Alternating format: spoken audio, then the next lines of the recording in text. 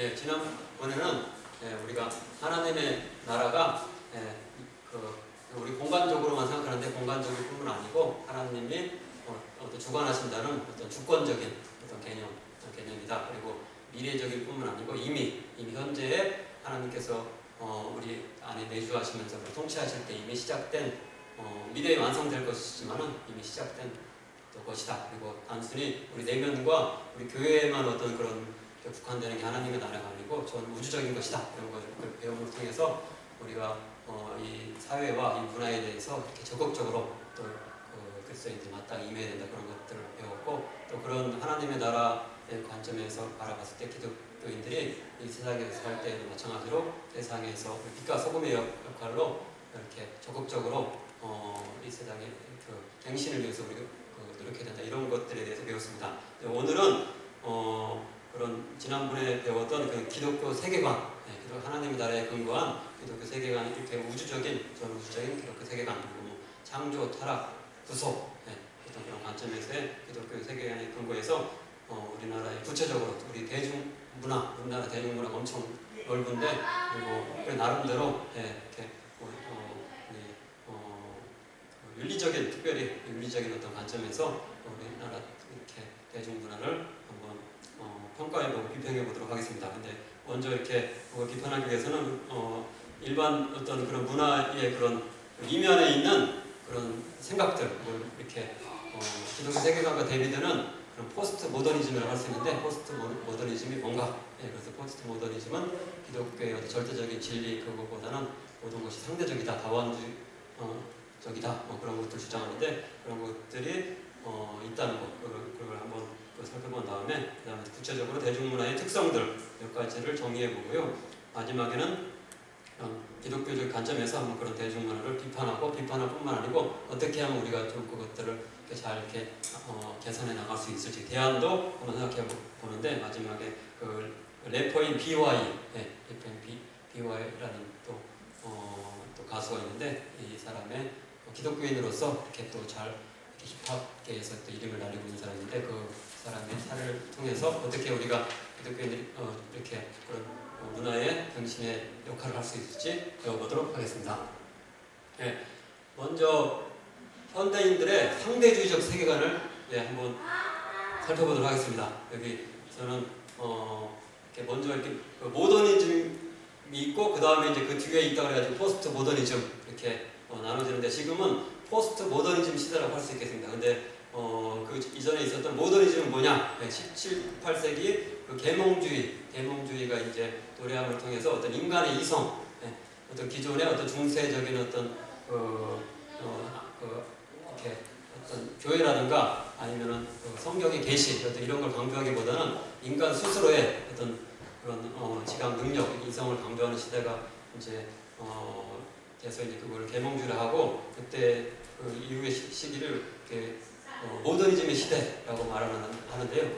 그 시대를 이해하기 위해서는 두 이제 유명한 그런 철학자들을 살펴보면 좋은데 먼저 데카르트라는 인물을 보면은 그분이 우리가 잘 알듯이 코기토 에르고 숨 해가지고 나는 생각한다. 그러므로 나는 존재한다. 그러니까 우리가 그 기존에는 그냥 하나님께서 나를 뿐만 아니라 모든 자연 만물을 다 이렇게 창조하셨기 때문에 내가 있는 것이다. 이제 그런 식으로 생각했는데 이제 그렇지 않고 이제 그 뭐가 존재한다는 것은 내가 있기 때문에 내가 생각하는 존재이기 때문에 다른 사물들을 이렇게 그거를 주관적으로 바라보고 그것들을 이제 내가 그걸 평가할 수 있기 때문에 존재하는 것이지 그냥 주어진 것이 아니다. 그래서 어떤 인간을 중심으로 이제 그전에 하나님 중심보다는 이제 인간을 중심으로 이 세계를 이제 바라보는 이런 생각이 이렇게 발전되게 되어 있고요. 그 다음에 그거를 조금 더 발전시킨 분이 임마누엘 칸트라고 할 수 있는데 이분은 어떤 일을 했냐면은 특별히 순수 이성과 실천 이성을 두 가지로 나눌 수 있다. 그러면서 이제 그 하나님이라든가 영원 불멸, 그 다음에 최고선 이런 것들은 이렇게 순수 이성으로 이제 우리가 알 수 있는 게 아니고 그거는 이제 그게 있어야지 우리에게 도움이 되니까 실천 이성적으로 그게 있어야 된다고 이렇게 추론한 것이다. 그러면서 엄밀한 의미의 어떤 실증적인 지각 인지 작용이 일어나는 것은 순수 이성의 영역이다. 그러면서 이런 어떤 종교의 그 영역을 이렇게 객관적 지식의 세계에서 이제 그거를 배제시키는 그런 일을 했습니다. 그래서 여기서 모두들이 좀 쉽게 이제 성경의 계시에 대해서 이제 인간이 나름대로 이성으로 이제 판단할 그냥 무조건 수용하는 게 아니고 그거를 비판도 하고 그걸 이제 그걸 거부하기도 하고 어떤 이런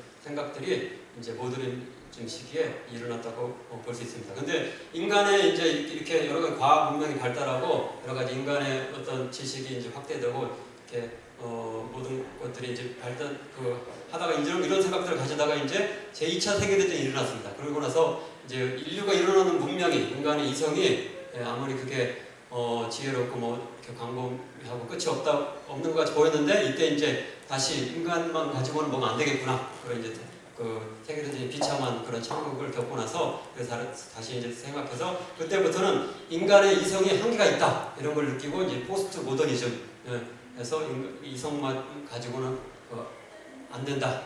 또 특별히 이성 중에서 한 가지 무슨 주의, 뭐 사회주의, 자본주의 그렇게 여러 가지 한 가지 생각으로만 큰 담론으로 가지면 안 되고 여러 가지 그 차원에서 우리가 세상을 바라보고 이해해야지 그 모든 어떤 작은 부분들의 소중함 그런 것들도 이렇게 중요시해야 된다 이렇게 생각하기 시작하면서부터 이제 이성의 한계를 이제 인정하고 그다음에 이제 다원주의적인 여러 가지 세상에 있는 여러 가지 다양한 어떤 종류의 것들을 인정하는 이런 시기가 되어서 근데 이때 이제 이런 이성이 절대적이지 않다 그런 것을 이제 발견한 면에 있어서는 기독교적으로 봤을 때 이제 긍정적인 면이 있지만은 이제 기독교 종교라는 성경의 어떤 진리라는 그것도 절대적이지는 않다. 여러 가지 다른 종교도 있고 이렇게 다른 좋은 인간이 만들어 놓은 그 생각들과 사상들도 있기 때문에 다 그것들을 이제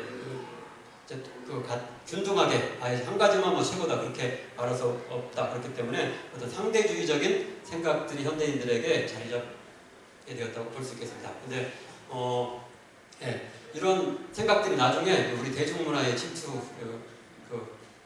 했습니다. 근데 우리가 성경에 이제 보면 우리 잘 알듯이 다니엘의 세 친구 아까 찬양에서도 불렀는데 그리 아니하실지라도 이런 신앙이 있었죠. 그리 아니하실지라도 신앙이 있어서 사드락과 메삭과 아벳느고가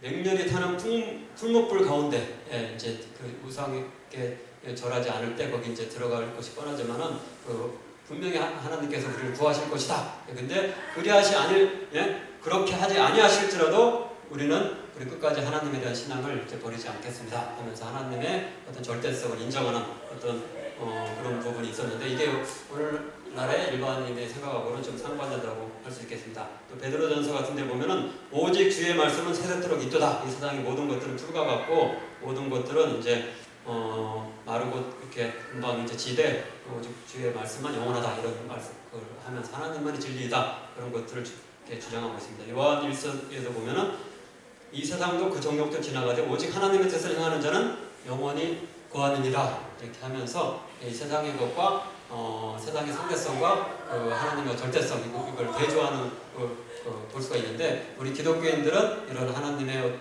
성경에 근거한 절대 진리 이런 것들을 이제 붙들 수 있는데 이 세상은 그렇지 않다. 이것도 대조적으로 우리가 살펴볼 수 있겠습니다.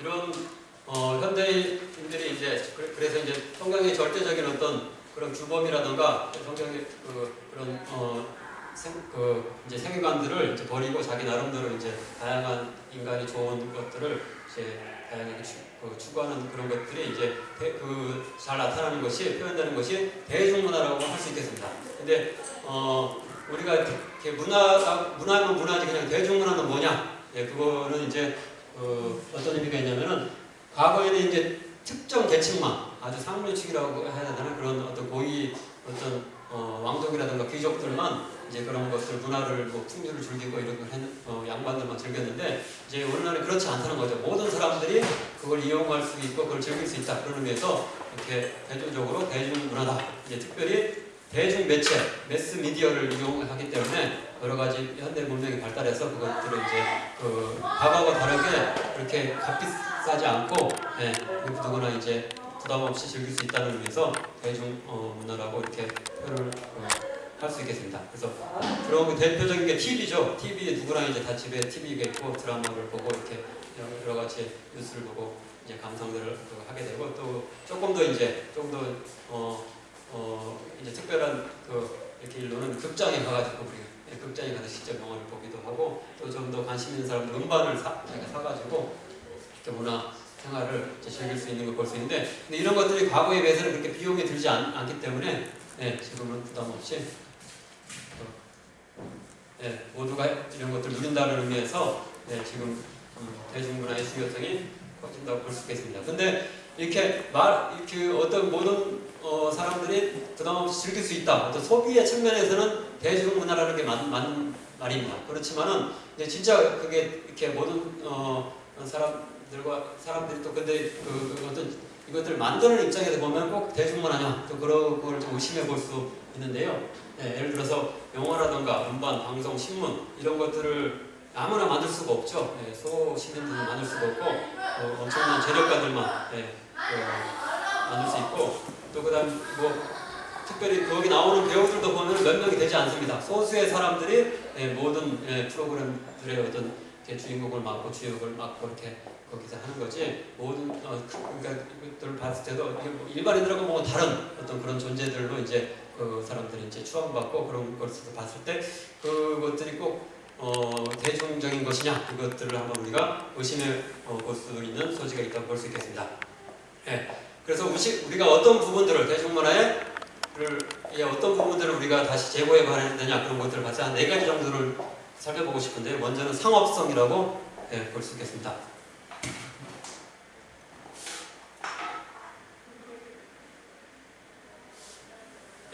원래 이제 문화라고 한다면은 어떤 예술적인 재능을 통해서 아름다움을 우리가 미를 이제 추구하고 그거를 체험하고 공동체를 하나로 이제 그리고 묶어주는 고상한 기능을 하는 것이 예술의 본연의 목적이라고 할 수 있는데 이제 오늘날의 대중문화는 좀 그렇지 않다는 거죠. 뭔가 즉각적이고 감각적인 오락을 팔고 사는 것 어떤 이런 것들로 이제 이런 차원으로 이제 추락된 면이 있다 이렇게 볼 수 있겠습니다.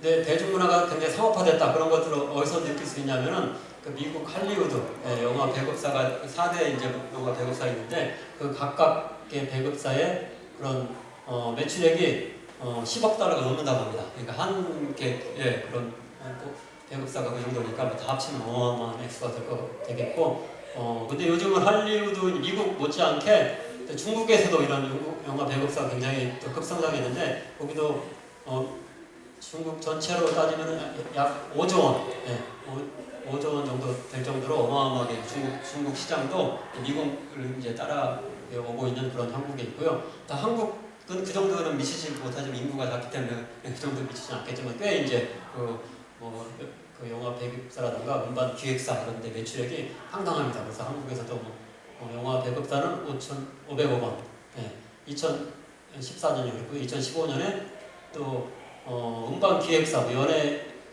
및 음반 기획사 매출액이 6,500억 원 할 정도로 어마어마하게 이런 대중문화 시장도 꽤 크기 때문에 이런 상업적인 것을 무시할 수 없는 그런 이렇게 상황에 이르렀다고 볼 수 있겠습니다. 근데 이렇게 규모가 커지고 이렇게 이런 재정이 많이 들기 때문에 어쩔 수 없이 이제 문화상품 인기를 끌려면은 어떤 뭔가 차별성을 이렇게 보여줘야 되기 때문에 기존의 어떤 그 사회적인 어떤 윤리적인 어떤 규범들을 깨트리는 그런 시도들이 있어야지 그 흥미로우니까 그런 시도들이 이제 더 이제 과거보다 더 많아질 수밖에 없는 그런 면이 있다고 볼 수 있겠습니다. 그래서 이거하고 이제 이어서 이제 그런 인기를 끌기 위해서 이제 어떤 선정적인 어떤 그런 부분들이 많이 나타나는 걸 볼 수 있습니다. 음란성이라고도 표현할 수 있겠습니다. 그래서 혼전, 순결, 혼의 순결 이런 것들을 이제 골동품처럼 여기고 그렇게 나이하고 상관없이 이렇게 서로 막 사랑을 하고 이런 것들이 이제 영화에서 그려지고 있고 또 남녀의 그런 구분 없이 또 동성애 또 이런 것들을 미화시키는 동성애뿐만 아니고 또 여러 가지 다른 어떤 이렇게 어떤 변태적이라고 기존에 일컬었던 그런 것들도 굉장히 이제 아름답게 이제 표현해내는 어떤 그런 역할들을 이런 대중문화가 영화가 이렇게 하는 것을 볼 수 있습니다. 그래서 어떤 사람이 이런 얘기까지 했는데요. 한문화 이론가라고 하는 교수님은 가족 제도의 폐지, 생식적 섹스의 거부, 변태적 성생활의 인정, 미성년자에게 성적 교제의 자유를 보장해야 진정한 민주복지 사회가 올 수 있다. 이렇게 하면서 자유를 이렇게 더 이제 많이 이렇게 권장하는 건 굉장히 좋은데 그게 자유를 지나쳐가지고 방종 어떤 그런 상황까지 이를 그런 발언들을 하고 있는 걸 볼 수 있고요. 한 정신과 의사 선생님은 가정주부의 외도는 부부간의 갈등을 사회적으로 승화시킨 것이다. 이렇게 하면서 굉장히 좋게 긍정적으로 해석하는 그런 부분도 있을 정도로 요즘은 좀 이렇게 어떤 윤리 규범을 이제 그걸 고수하는 것이 고리타분하고 어떤 이런 것들에 대해서 이렇게 색다르게 얘기하는 것이 오히려 더 호응을 얻는 그런 상황이 있다고 볼 수 있겠습니다. 또 이런 상황 속에서 특별히 어린이 청소년들이 너무나 이제 무차별적으로 있는 이런 영상들에 노출되는 걸 볼 수 있습니다. 우리 자녀들도 보면은 그렇게 그거 잘 하고 싶지 않아도 그냥 지가 알아서 그냥 그게 막 그런 영상들이 이제 팝업으로 뜨는 걸 보는데 제가 어린이 봐도 그냥 깜짝깜짝 놀랄 만한 것들이 너무나 많은 것을 발견할 수 있습니다.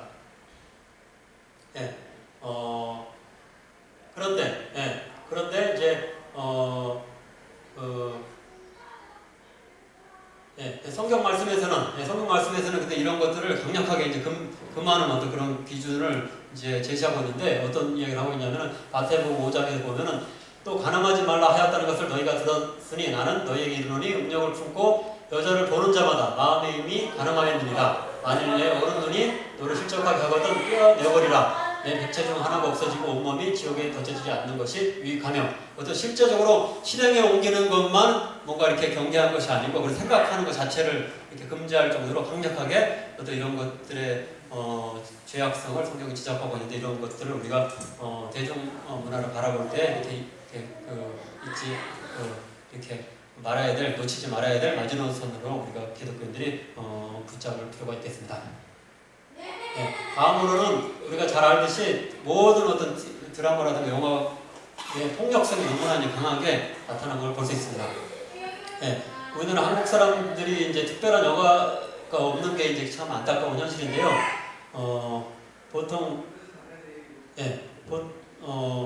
여가 시간은 3.6시간인데 그 중에 한 절반 이상을 TV 보고 있고요. 그 다음에 인터넷, SNS 하고, 그 다음에 이렇게, 그 다음에 그 여가 시간하고 또 이거는 성인들에 해당하는 거고요. 근데 스마트폰 사용 시간은 한 3시간 39분 정도, 4시간 가까이 어른들이 이제 사용하고 있는 걸 볼 수 있고, 특별히 이제 청소년들을 대상으로 해서 한번 우리가 이 어떤 폐해들을 한번 생각하는 게 중요하겠는데요. 청소년 인터넷 중독률이 18.4% 2012년 조사인데요. 18.4% 정도 되는데 이게 기준이 뭐냐면은 하루에 7.3시간 이상 이제 인터넷을 이용하는 그런 엄청난 자기 학교 다니고 그다음에 밥 먹고 하는 시간 빼고는 거의 막 인터넷 스마트폰을 붙잡고 있는 이런 것들이 너무나 많이 있다는 걸 볼 수 있겠습니다. 근데 그래도 여학생들 같은 그 게임보다는 모바일, 메시지, SNS 이런 거 많이 하는 남학생들은 특히 게임에 몰두를 해가지고 굉장히 절반 정도 44.6%가 모바일 게임을 즐기면서 시간을 남학생들은 보내고 이제 그런 것들을 이제 저희 자녀들을 통해서도 이렇게 볼 수 있습니다.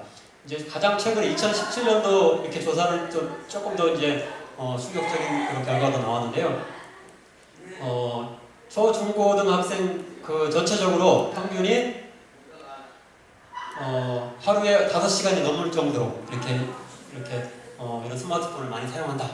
그런 게 나와 있고요. 근데 어른들은 그거보다 적은 한 4시간 정도. 그렇게 뭐 큰 차이는 없는 것 같습니다. 그래도 그만 굉장히 아이들이 5시간이나 사용한다는 게 놀라운 수치인 것 같고, 특별히 너무 과도하게 사용한다. 그런 학생들은 상위 20%라고 볼 수 있는데 하루에 9시간이 넘게 이제 이런 게임에 몰두하고 스마트폰에 몰두하는 그런 걸 볼 수 있습니다.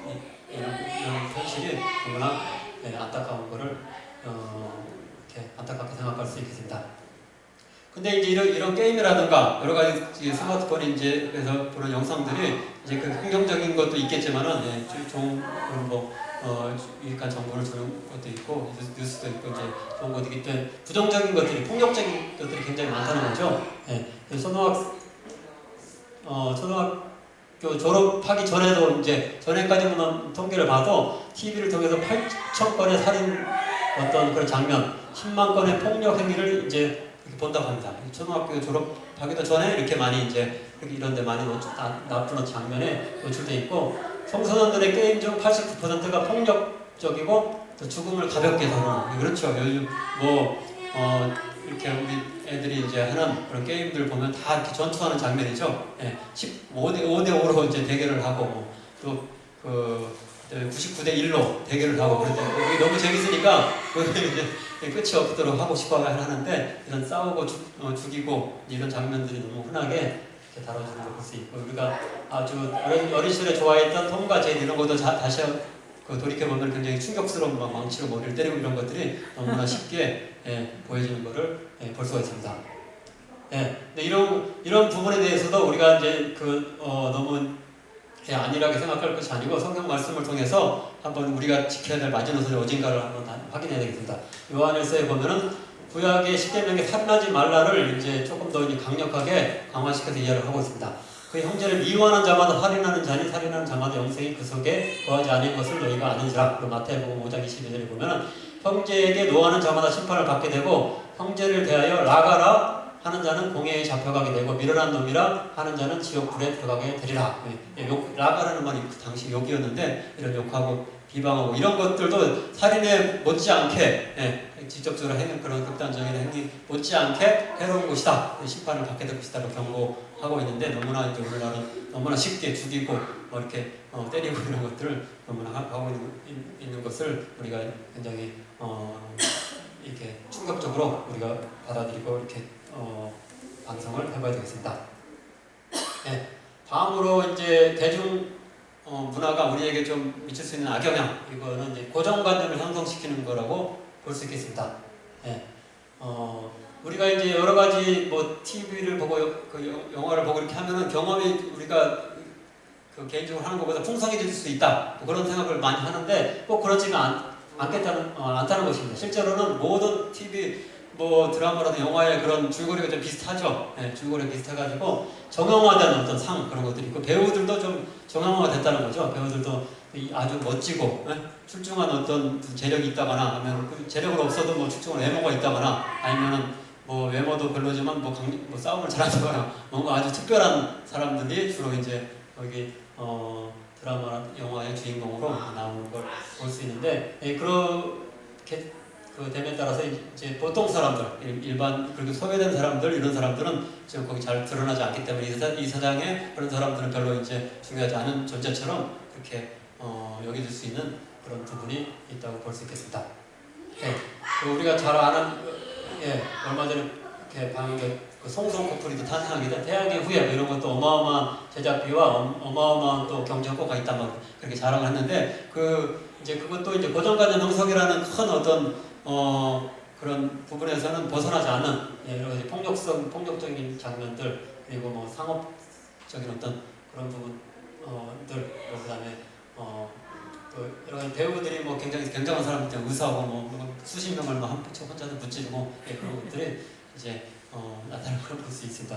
부산행이라는 영화도 마찬가지로 계속 싸우는 장면만 나오고, K2 이런 거, 혼술 남녀, 또 인기를 끌고 있는 영화들도 보면 전쟁을, 전투를 그런 거를 안시성 이런 것도 그런 거를 주제로 해서 영화들이 너무 많이 이렇게 만들어지고 있는 것을 봤을 때, 우리에게 분명히 이제 직접적으로 간접적으로 이렇게 폐해가 있다, 그런 의심을 우리가 할 수 있겠습니다. 또 우리가 굉장히 또 영광스럽게 생각하고 또 자랑스럽게 생각하는 우리 소설가가 이제 상을 탔는데요. 영국의 맨부커상이라는 노벨 문학상 못지않은 어떤 그 상을 채식주의자라는 그런 아주 명저서를 통해서 이렇게 받아서 굉장히 자랑스럽고 굉장히 우리가 영광스럽게 생각할 수 있습니다. 그 메시지도 굉장히 좋죠. 채식주의자, 요즘 사람들이 너무 육식을 너무 많이 한다는 거죠. 그렇게 하면서 그 메시지를 주는 게 굉장히 좋긴 좋은데, 이것도 근데 세부적으로 그 내용에 들어가면은 아까 말한 4가지 정도 폐해성에서 이제 크게 이탈하지 않고 있는 걸 볼 수 있는데, 예를 들어서 주인공 영애와 형부가 불륜을 막 저지르는 그런 장면이 나오고요. 그다음에 주인공 영애가 자꾸 이제 칼로 자기 손목을 자르고 자해하고 이런 장면들이 자주 나오는데 이런 좀막 긍정적이고 밝은 어떤 그런 것보다 어둡고 이제 막 그런 것들이 나와서 이제 그런 것들이 소재로 많이 사용되는 것들 우리가 이렇게 주의 있게 봐야 되겠습니다. 예, 그러면 이제 이렇게 대중문화의 어떤 이렇게 악영향이 되는 어떤 그런 부분을 바라봤는데, 그렇다면 우리 대중문화를 그러면 우리가 멀리하고 이런 것들을 완전히 버릴 것이냐? 그렇지 않다는 거죠. 그래서 기독교인들이 대중문화에 대해서 어떻게 이제 이것들을 생각하고 이렇게 대해야 될 것인가? 지난번에도 말한 대로 어떤 변혁적 관점을 우리가 이제 생각할 수 있겠죠. 그 안에 그걸 포기하지 말고 그 안에 있으면서 이렇게 그걸 갱신해 나가는 그런 역할을 해야 되는데, 그런 관점들을 여기서 다시 한번 생각해 보도록 하겠습니다. 찰스 크라프트라는 어떤 기독교 문화 이제 학자는 이런 얘기를 했습니다. 모든 문화는 그에 속해 있는 사람들에게 적절하고 알맞으며 그 모든 문화 속에는 인간의 죄가 반영되어 있다. 그럼에도 불구하고 하나님이 인간과의 관계를 맺으려 하실 때 문화는 그 매개체가 된다. 그러니까 문화에 뭔가 죄성이 담겨 있긴 있지만은 그럼에도 불구하고 우리가 사람들과 소통하고 또 그들을 이제 구원에 이르게 하기 위해서는 문화의 영역에 우리가 적극적으로 참여해야 된다, 이런 말씀을 한다고 볼 수 있겠습니다. 또 특별히 또 이렇게 그 기독교인이 아닌 사람들이 또 문화적으로는 또 기독교인들 못지않게 잘하는 그런 부분들이 있거든요. 그 성경에서도 그런 부분들이 잘 이렇게 기록되어 있는데요. 창세기 4장에 보면은 이 가인의 후손들이 오히려 이제 문화를 발전시켰다, 그런 부분이 나오고 있습니다. 야발이 목축업을 이제 발전시켰고, 유발은 수금과 퉁소, 그다음에 두발 가인은 구리와 새로 여러 가지 기구를 제조하는 어떤 그런 기술들을 인간에게 이제 처음 이제 도입하는데 큰 역할을 했다, 그런 부분이 나오고 있습니다. 또 가인의 후손 중에 라멕이 있는데, 라멕이 이제 인간 최초의 어떤 시를 성경에 기록하고 있습니다. 창세기 4장 23절에서 24절이라고 볼 수 있겠습니다. 근데 거기 보면은 성적 타락과 폭력과 살인 이런 것들을 찬양하는 어떤 그런 부분이 있다고 볼 수 있겠습니다. 그 내용이 뭐냐면, 아다와 실라여 내 목소리를 들으라. 라멕의 아내들이요. 그러니까 아내가 한 명이 아니고 두 명이 있었다는 거죠. 두 명이 있었다는 것도 뭔가 이제 거기 어떤 건전한 어떤 가정관계, 부부관계에서 뭔가 이미 이탈했다, 그런 것들을 우리가 엿볼 수 있고요. 내 말을 들으라. 나의 상처로 말미암아 내가 사람을 죽였고 나의 상함으로 말미암아 소년을 죽였도다. 가인을 위하여는 벌이 7배의 1인데 라멕을 위하여는 벌이 77배의 1이로다 하면서 자기가 사람을 치고 막 죽이고 이런 것들을 이제 시로 나타내고, 자기가 이제 자기 조상보다 오히려 더 이제 벌을 많이 받아도 이제 마땅하다 하면 근데 그게 이게 자기 반성하는 그런 게 아니고, 자기를 어떤 나를 한번 저주하면 심판하면 하나님이 하시려면 해보십시오 하는 어떤 그런 비꼬는 어떤 풍자조로 이런 시를 이제 적고 있는데, 이제 인간 최초의 어떤 시라고 할 수 있는 것들이 이런 부정적인 부분들이 담겨 있는 볼 수 있는데, 하여튼간에 이런 시라는 영역에 이제 어떤 가인의 후손이 이런 맨 처음으로 어떤 역할을 했다, 그런 걸 볼 수 있겠습니다. 그래서 마태복음 5장 45절에는 이런 말씀이 있죠. 일반 이렇게 우리 그리스도인들에게만 하나님이 특별히 이렇게 문화를 잘 이렇게 발전시키고 그것들 향유할 수 있는 그런 능력을 주신 게 아니고, 일반인들에게도 다 주셨다, 그런 것들을 성경에서 찾아보고 일반인들이 만들어 놓은 거에 대해서 무시하지 않아야 되는데, 이런 말씀을 통해서 우리가 배울 수 있을 것 같습니다. 하나님이 그 해를 악인과 선인에게 비추시며 비를 의로운 자와 불의한 자에게 내려주십니다. 해를 비춰주는 게 기독교인들에게만 신앙 좋은 사람이면 하는 모든 사람들에게 어떤 타락했느냐 타락하지 않았느냐, 기독교냐 비기독교냐 상관없이 하나님께서 보편적으로 다 기본적인 은혜를 주시기 때문에 일반인들의 어떤 영역에 대해서도 우리가 귀하게 여길 줄 알아야 된다, 그런 결론을 내릴 수 있겠습니다. 그러면 이제 이제 문화를 세상에 문화가 좀 악한 면이 있다고 할지라도 그걸 버리지 않고 우리가 참여를 해야 된다고 그랬는데, 그럼 어떤 식으로 거기에 참여를 구체적으로 해야 되느냐 할 때, 지난 시간에 배웠던 창조와 타락과 구속의 관점, 이런 관점이 큰 구도 그거에 대해서 이제 바라볼 수 있는 큰 이렇게 틀을 우리에게 사고 틀을 제공할 수 있겠습니다. 창조와 타락과 구속 관점에서 이제 이게 어떤 거냐면은 피카소가 이런 말을 했습니다. 하나님은 최고로 위대한 예술가시다. 하나님은 결코 똑같은 것을 두 번 그리지 않으신다. 이렇게 하면서 자기가 세계 지금 인류 역사상 최고의 그런 미술가 중에 한 명인데 이 사람도 하나님을 인정했다는 거죠. 하나님 인정하는데 여기서 이제 엿볼 수 있는 거는 우리가 맨 처음에 우리가 예술가들이 하는 일이라는 거는 이 세상에 어떤 일어나는 일들을 모방하는 것부터 이제 예술이 시작되는 거죠. 근데 이 세상을 처음 창조하신 분이 하나님이기 때문에 하나님이 최고로 이제 어떤 인간보다 훨씬 이제 인간이 침범하지 못하는 정도로 탁월한 어떤 예술가라고 이렇게 볼 수가 있고, 그 다음에 근데 그 하나님께서 이제 이 세상을 이제 창조하실 때 선하다, 참 좋았더라 그렇게 표현하고 있죠. 그래서 이 세상이 어떤 기본적으로 이 세상의 모든 어떤 창조물들 그리고 모든 어떤 하나님께서 또 인간에게 그런 것들을 잠재적으로 만들 수 있도록 해주는 그런 문화 영역들도 기본적으로 선하다는 거죠. 선하고 좋은 것으로 우리가 아름다운 것으로 받아들일 수가 있는데 나중에 인간이 타락을 통해서 그런 부분도 오염되고 죄악에 이제 그 안에 내재되게 되고 이제 그런데 이제 그런 것들을 우리가 다시 그 하나님의 어떤 가치를 통해서 하나님 나라의 가치를 통해서 그런 것들을 개선하고 이제 갱신하는 그런 역할들을 어떤 구속이다 그렇게 또 표현할 수가 있겠습니다.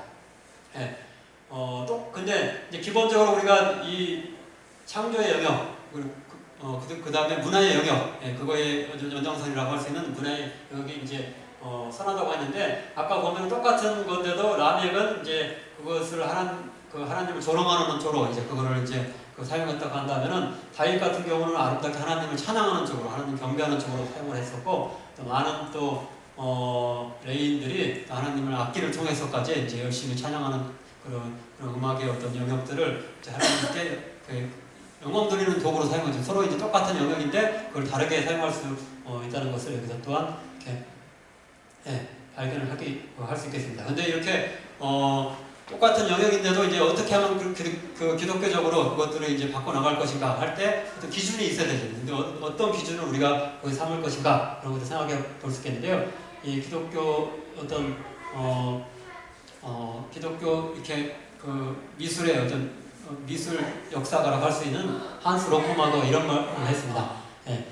기독교인들이 예술 작품들을 이제 평가할 때 어떤 기준을 가져야 되냐면은 미학적 탁월성을 이제 먼저 가져야 된다. 모든 예술 작품은 다른 거 메시지가 좋은 거 떠나가지고 그 작품 자체가 아름다워야 되겠죠. 우리의 정서들을 순화시키고 이렇게 또 평안하게 만드는 그런 순수함 어떤 그런 것들이 미적인 것들이 일단 있어야 된다.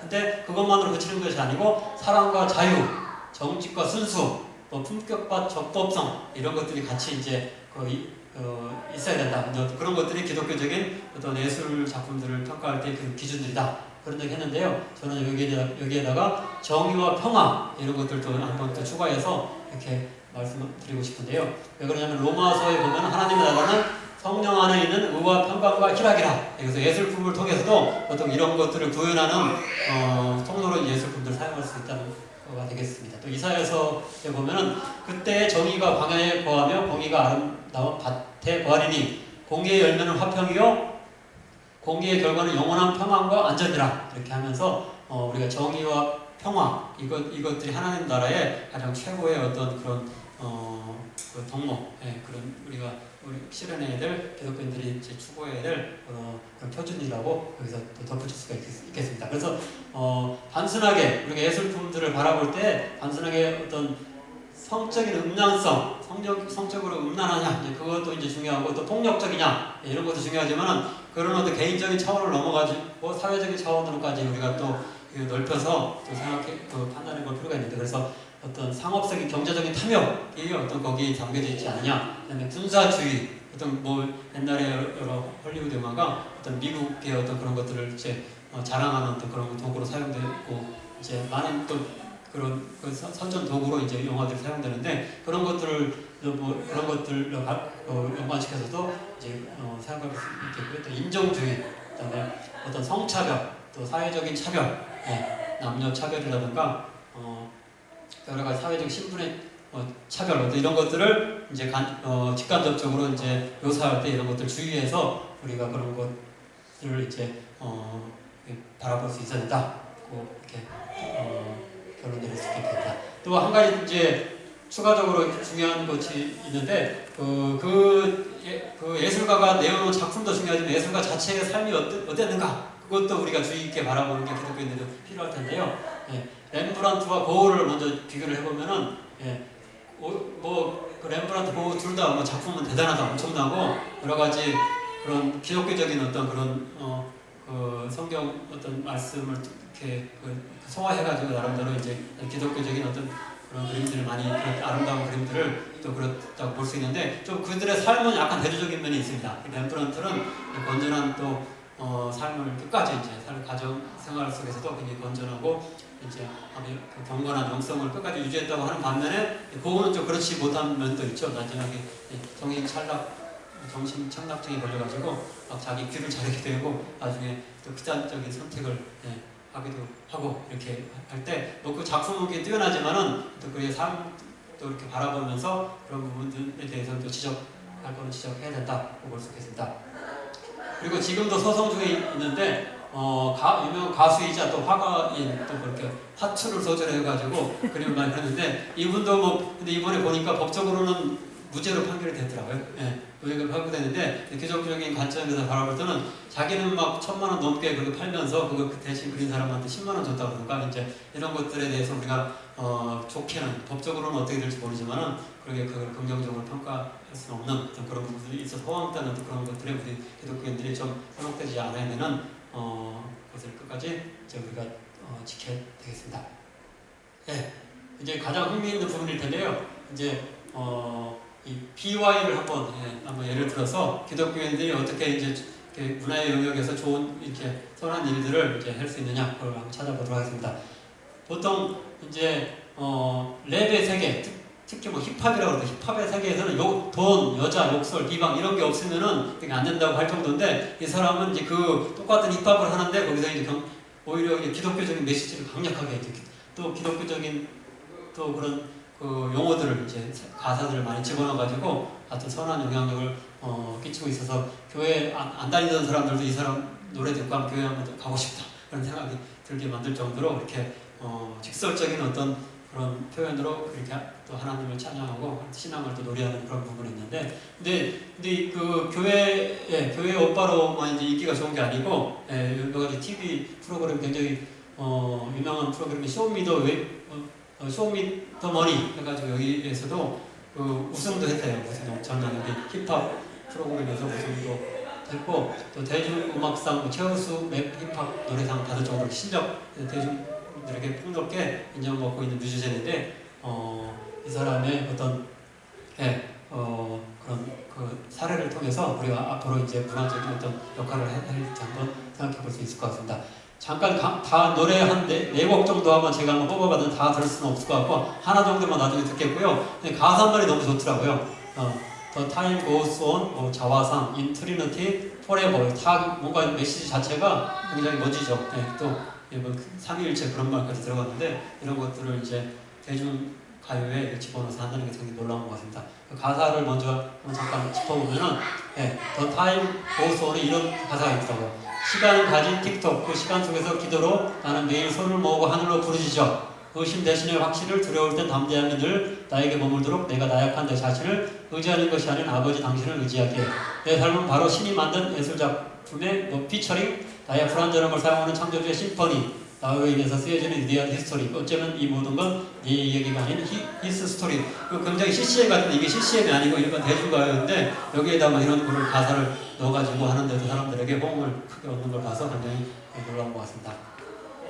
자화상이라는 노래에도 있는데 너 같은 놈이 힙합하는 래퍼 예수 허구적인 얘기는 됐고 남들이 좋아하는 내용이나 제발 뱉어 애교 정신창조 예술을 위해서 거룩 코스프레 이렇게 용어로 좀 지나가고요.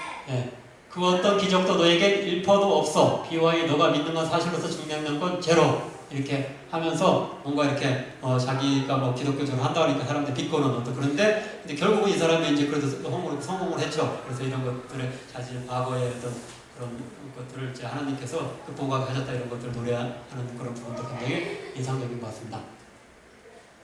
네, 이 프리네이트에도 보면은 네, 그런 말도 이 영어도 네, 멋있는 것 같습니다. God makes no mistake. 네, my brother 것 같아요. My brother and sister.